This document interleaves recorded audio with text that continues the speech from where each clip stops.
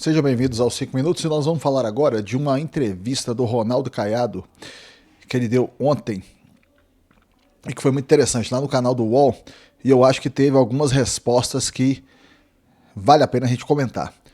Então vamos dar o play dele aqui e a gente vai acompanhando e vai comentando. Aqui já estava no meio da entrevista, sabe? Porque a entrevista é longa, é mais de meia hora. Então eu separei alguns pontos dessa sequência aqui. Então vamos lá, ele vai ser perguntado aqui agora. Vamos só aos fatos, governador. Ele quer realmente aí se resguardar na condição de tadinho. Governador, mas, por exemplo, vamos aos fatos. A carta do Trump, no abre da carta do Trump, ele fala exatamente sobre o processo de Bolsonaro, né? Que é isso que a Raquel estava falando. Quer dizer, a pressão que vem dos Estados Unidos é para que o governo brasileiro interfira no judiciário brasileiro. O executivo interfira no judiciário brasileiro. Quer dizer, isso faz algum sentido na sua visão? Não, de maneira alguma. Não tem nenhum sentido. Agora, por que o processo deteriorou? Olha, eu sou o maior adversário do Lula, o mais longevo adversário do Lula. Conversei com o Lula desde o primeiro dia que ele ganhou a presidência da República. Não tenho nenhuma dificuldade de falar com ele. Tá certo? Agora, por que ele provocou esta situação? Fabiola, uma coisa importante na vida da gente é a experiência que a gente acumula. Está aí o Josias, tá certo? Que sabe que quando o Bush ganhou as eleições nos Estados Unidos, tá certo? Nós tivemos uma reunião no Canadá, o Fernando Henrique nos convidou à época, deputados federais, senadores e tudo. E estava lá exatamente o Hugo Chávez, tá certo? E começou a provocar o Trump, o Bush, entende? Então você nota que isso é uma prática, tá certo? Muito característica da América Latina, certo? Então, desde aquela época, começou essa provocação para aí fazer o que fez na Venezuela. Se você buscar, os fatos se repetem, a história se repete, só que em momentos diferentes. Então, o que o Lula fez foi isso. Tem algum motivo, eu lhe pergunto, tinha algum motivo, Fabio, de um presidente do Brasil que tem o seu maior aliado, que são os Estados Unidos, e simplesmente chegar e se posicionar, ser um imperialista, vem chupar jabuticaba, vou desdolarizar a moeda no mundo. Então, quer dizer, são essas agressões, isso leva a quê? E qual é o objetivo? Aonde ele quer chegar? Agora, você quer discutir a consequência do problema? Não, mas qual é a causa determinante do problema? Isso não pode ser deletado de maneira alguma. Então, essas coisas que precisam de ser... A narrativa tem que ser na extensão dela, tá certo? Vocês veem que ele é político, né? Então o que acontece? Ele dá uma escorregada, ele tá tentando se posicionar, porém sem se posicionar. Mas ele tá se colocando claramente contra o Lula.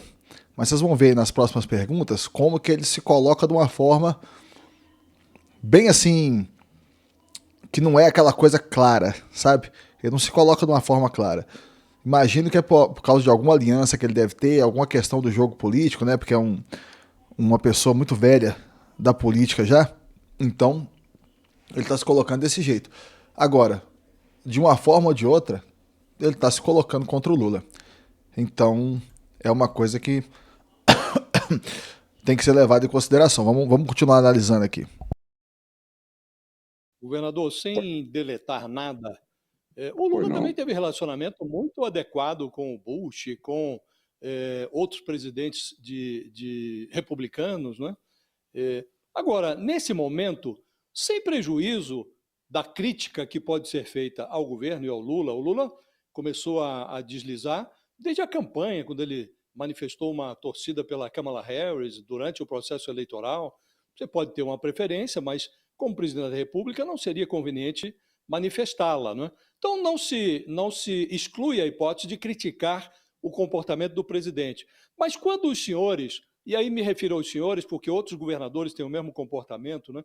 Quando os senhores deixam de criticar também o serviço que é feito pelo Eduardo Bolsonaro no exterior não perde um pouco da credibilidade?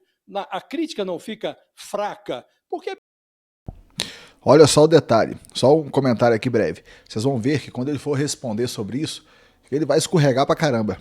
Ele não vai falar nem mal nem bem do Eduardo. Nem mal nem bem. Vamos lá que nós vamos acompanhar aqui, vamos ver. é preciso reconhecer problemas dos dois lados, né? E os senhores parecem criticar o governo, e é criticável, mas contemporizam com o bolsonarismo, com o Eduardo Bolsonaro. O Eduardo Bolsonaro hoje é deputado federal, exercendo o mandato, traindo o Brasil no exterior. Não seria o caso de ponderar os dois problemas, governador? Josias, imagina bem, Ronaldo Caiado, o presidente da República, e um deputado sendo mais eficiente do que o presidente, do que o meu Itamaraty, do que toda a estrutura federal de um governo. Por favor, que balança é essa sua? Josias, um deputado federal e um presidente da República. Josias, aí o cidadão quer buscar, olha, você sabe, eu não dou conta, porque lá tem o Eduardo Bolsonaro que está impedindo tudo. Por favor. Esse ponto que ele colocou é um ponto interessante, hein? Como que a colocação de um deputado só vai ser mais poderosa do que a de um presidente da República?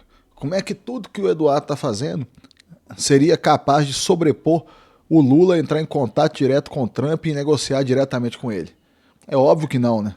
Então, essa fala dele eu achei muito boa.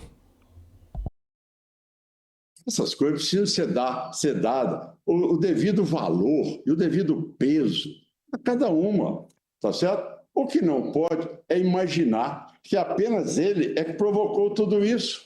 Você acha que todas as ações para tentar cada vez mais penalizar as big techs, cada vez mais ações para dizer que quer a desdolarização no país, a cada vez mais dizer que ele é um imperialista. Você acha que tudo é secundário e que o importante é um deputado federal que ficou lá criticando. Ora, seria um grau de incompetência. Se o Lula, presidente da República... Vocês veem que ele coloca a questão das big techs, a questão da dolarização e a questão das críticas do Lula e tudo mais, das bravatas, mas ele não coloca a questão da perseguição política. Então vocês veem que ele está se posicionando politicamente, mas não deixa de ser uma crítica. Então eu acho que tem um fator positivo também, né? Como que a atuação de um único deputado pode ser mais poderosa do que a do presidente da República? República não consegue falar com um chefe de Estado, com a estatura que tem um presidente da República do país, esse homem deve pedir a demissão. Ele não está preparado para ser presidente da República. Está preparado para ser presidente do PT.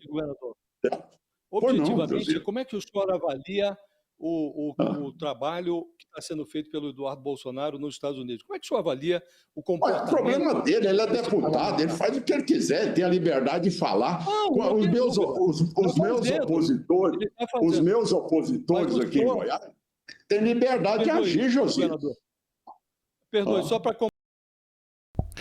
Vocês veem que ele está escorregando aí igual um negócio ensaboado. Ele não quer falar nem bem nem mal da atuação do Eduardo lá fora. Não quer falar nem bem nem mal, tá escorregando, mas não tá deixando de criticar. Complementar o raciocínio. O senhor é candidato à presidência da República, não é? E o eleitor espera enxergar nos candidatos um exemplo, não é? Então, nesse sentido que eu gostaria de ouvi-lo sobre a sua opinião, que ele tem o direito de fazer o que ele bem entende, sim, e ele está fazendo, né? Mas, como candidato à presidência, qual é a mensagem que o senhor emite ao eleitorado? O que é que o senhor acha do trabalho que ele realiza? Olha, em primeiro lugar, eu sou candidato a presidente da República, e repito aqui a vocês todos, para que no primeiro dia de presidente da República eu vou assinar a anistia de todos, em primeiro lugar, tá certo? Eu vou pacificar o país. Em segundo lugar, eu, presidente da República, tá certo? Eu vou entender que terão ali dezenas, eu já fui do parlamento durante 24 anos, já terão ali dezenas de deputados e senadores que farão oposição a mim. Esteja ele no Brasil, esteja ele na França, esteja ele nos Estados Unidos, esteja ele na Austrália, onde quiser, é direito dele. Amor, ele pode fazer o que ele quiser, ele pode ir lá declarar o que ele desejar. Eu não vou guiar o meu governo, porque um deputado foi lá falar mal de mim. Ou falar mal do meu governo. Governador, é direito dele interferir, é direito dele prejudicar as empresas brasileiras, governador? É direito dele prejudicar as empresas brasileiras, porque assim como alguns estão vendo que ele fez isso, né? Mas eu acho que esse que é o que o Josias está perguntando. O senhor, como um governador de estado, que tem que, inclusive, lidar com isso no seu estado. O senhor, como um pré-candidato à presidência da República, quando o senhor vê um parlamentar que é da direita indo para os Estados Unidos e pedir para que o governo americano interfira no Brasil desta maneira, prejudicando economicamente o Brasil, o senhor acha que tudo bem? É uma liberdade de ele fazer isso? E o Lula ir lá na Argentina e mandar soltar a ex-presidente condenada por corrupção, ela ir mandar o avião da FAB lá no Peru para buscar a condenada, a primeira-dama também para o Brasil. Agora vem cá, vamos com todo carinho, Fabiola, com todo carinho. É o seguinte, quando o médico é incompetente, tá certo? A culpa do insucesso é a circulante de sala na cirurgia, entendeu? Então, se você quer buscar, tá certo, uma situação de querer explicar tudo o que está ocorrendo, porque tem a voz de um deputado fora do Brasil, tá certo? E você imaginar que a estrutura de um governo federal e um presidente da República, com toda a estrutura de um Itamaraty, ele não consegue superar este problema, então esse cidadão não está preparado para governar. Governador, por favor. Vamos botar nos devidos lugares. Tá certo? Aí ele mandou a letra, hein? Olha só, porque esse aí é o ponto total, como que a colocação de um deputado pode ser maior do que toda a estrutura do país inteiro, do executivo do país todo.